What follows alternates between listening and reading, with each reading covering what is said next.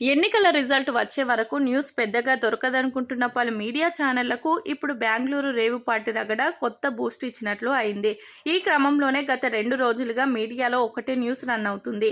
అదే బెంగళూరు రేవు పార్టీ కహాని. హైదరాబాద్కి చెందిన ఓ బడా వ్యాపారి అయినటువంటి వాసు దానిని నిర్వహించినట్లు తెలుస్తుంది.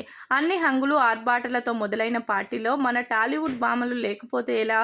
దానికి చాలా మంది టీవీ, సినిమా నటీనటులు, రాజకీయ పార్టీల నాయకులు అనేక మంది హాజరు కావడం జరిగింది.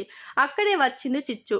కెమెరాలన్నీ మనోళ్ల వైపే కథ ఉండేవి. దాంతో బెంగళూరు శివారులోని బీఆర్ ఫామ్ హౌస్ లో జరిగిన రేవ్ పార్టీని బెంగళూరు నార్కోటిక్ పోలీసులు అడ్డుకున్నారు.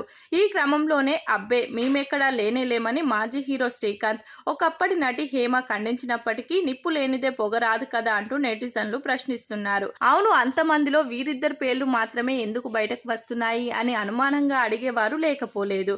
అక్కడ దొరికిన వాళ్లను దొరికినట్లు అదుపులోకి తీసుకున్నారు పోలీసులు. ఈ క్రమంలో కొంతమేరకు డ్రగ్స్ కాళ్లను సీజ్ చేశారు. ఎంతమందిని అరెస్టు చేసినా సినిమా ఆర్టిస్టులను పట్టేస్తున్నట్లే పట్టుకొని మరలా వదిలేయడం కాస్త చోద్యంగా ఉందని ఇప్పుడు కొందరు ఆరా తీస్తున్నారు. అంత గోప్యంగా బతికేవారు ఇలాంటి సిగ్గుమాలిన పనులు చేయడం దేనికని సోషల్ మీడియా వేదికగా కామెంట్లు చేస్తున్నారు. అయితే మనకి ఇలాంటి డ్రగ్స్ రేవ్ పార్టీలు కొత్తేమి కావు. గతంలో కూడా టాలీవుడ్లో ఇలాంటి ఘటనలు చోటు చేసుకోవడం అందరికీ తెలిసిందే. డ్రగ్స్ పెడలింగ్ నేరం అంతే తప్ప మరి స్వల్ప మోతాదుతో దొరికినా సేవించిన నేరం కాదంటున్నట్లుగా ప్రభుత్వమే వదిలేయడం కాస్త కామెడీ అనే కొంతమంది గుసగుసలాడుతున్నారు. ఆ మధ్య ఏదో పబ్బులో అర్ధరాత్రి దాటక దాడులు చేశారు. అందరినీ పోలీస్ స్టేషన్ కు తీసుకుపోగా అందులో నాగబాబు బిడ్డ కూతురు దొరికినట్లు గుసగుసలు వినబడ్డాయి.